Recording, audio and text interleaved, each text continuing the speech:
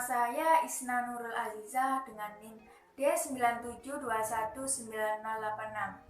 Untuk memenuhi tugas ujian tengah semester mata kuliah pembelajaran PKN MI, saya akan mereview materi mengenai metode dan jenis-jenis metode pembelajaran. Oke, yang pertama kali kita bahas yaitu mengenai pengertian dari metode pembelajaran. Metode pembelajaran merupakan cara atau tahapan yang digunakan dalam interaksi antara pendidik dan peserta didik untuk mencapai tujuan pembelajaran yang telah ditetapkan sesuai dengan materi dan mekanisme metode pembelajaran.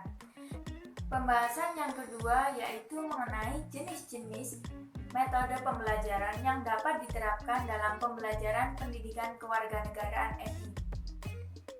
Yang pertama yaitu menggunakan metode ceramah. Metode ceramah merupakan sebuah metode mengajar dengan menyampaikan informasi dan pengetahuan secara lisan kepada sejumlah peserta didik.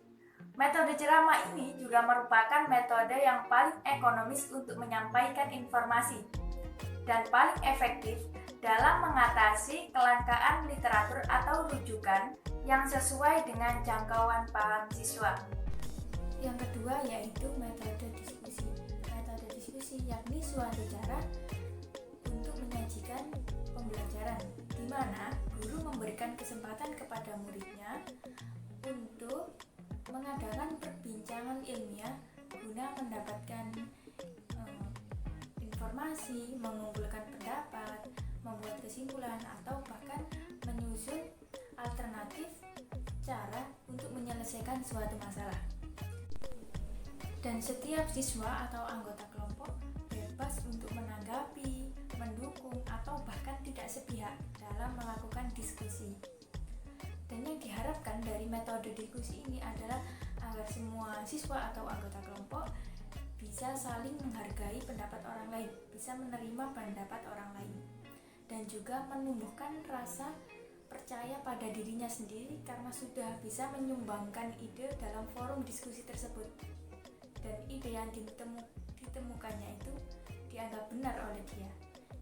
Jadi dengan metode diskusi ini, siswa menjadi lebih percaya pada dirinya sendiri dan juga saling bisa menerima dan menghargai pendapat dari orang lain. Yang ketiga yaitu metode tanya jawab.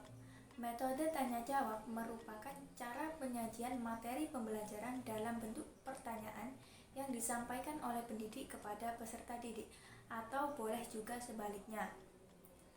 Pada dasarnya, metode tanya jawab ini digunakan untuk memusatkan perhatian siswa, mengarahkan pola pikir siswa, dan juga ingin membangkitkan rasa ingin tahu siswanya. Yang keempat yaitu metode penugasan atau resitasi. Metode penugasan ini ialah menyajikan pembelajaran dengan cara memberikan tugas kepada siswa untuk melakukan suatu kegiatan, misalnya wawancara, pengamatan lingkungan, praktikum, atau mencari bacaan di perpustakaan, sumber lain seperti internet, majalah, atau yang lainnya. Kemudian tujuannya dari metode penugasan ini adalah memberikan pengalaman nyata untuk dapat bereksplorasi dan menemukan pesan penting dari tugas yang dilakukan. Yang kelima yaitu metode demonstrasi.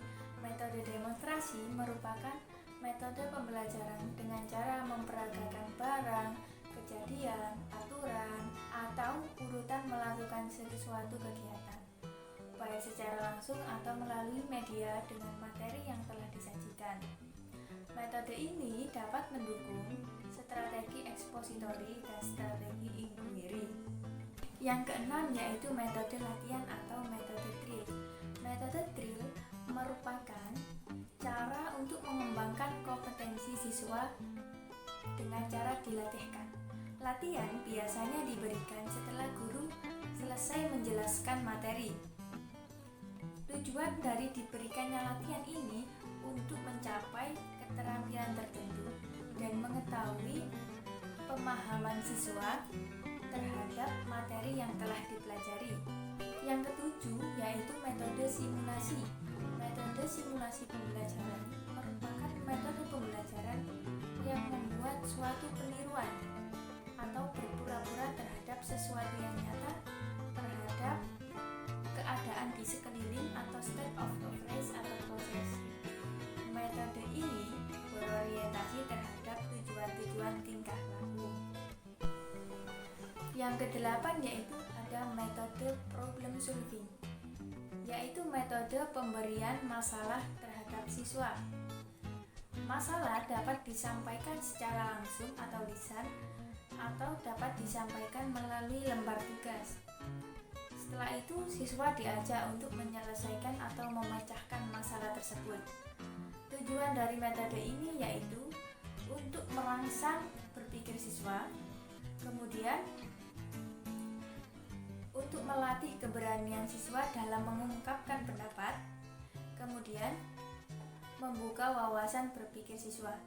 Jadi dengan menggunakan metode problem solving ini, siswa itu bisa diajak untuk berpikir kritis. Yang kesembilan yaitu metode karya wisata. Metode karya wisata merupakan metode yang mengarahkan aktivitas belajar siswa dibawa keluar kelas untuk melihat peristiwa secara langsung di lapangan yang bertujuan untuk mengakrabkan siswa dengan lingkungan. Dalam metode karya wisata ini, peran guru adalah sebagai motivator.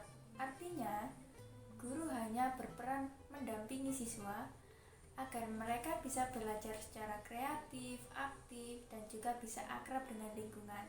Pembelajaran karya wisata ini harus direncanakan terlebih dahulu, kemudian dilaksanakan, dan setelah itu harus dievaluasi secara sistematis dan sistematik.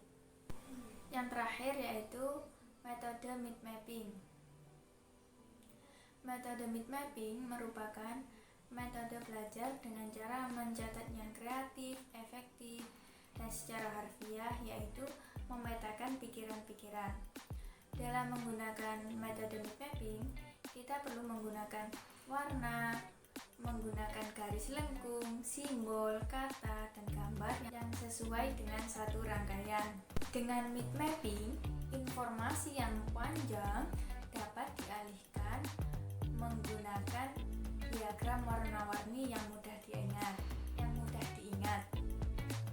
Karena dalam menggunakan metode mind mapping itu, otak tidak dirancang untuk mengingat dan mencerna berupa kalimat-kalimat yang panjang, tapi lebih ditekankan kepada kata kunci dan gambar. Oleh karena itu, hampir semua mata pelajaran anak itu harus diringkas terlebih dahulu menjadi bentuk yang lebih sederhana, dan yang lebih penting lagi itu adalah materinya, pembelajarannya itu disukai oleh otaknya. Cukup sekian review materi pembelajaran dari saya mengenai pengertian metode dan jenis-jenis metode yang dapat diterapkan dalam pembelajaran pendidikan kewarganegaraan di MI. Apabila ada salah kata atau kurangnya, saya minta maaf. Wassalamualaikum warahmatullahi wabarakatuh. Terima kasih.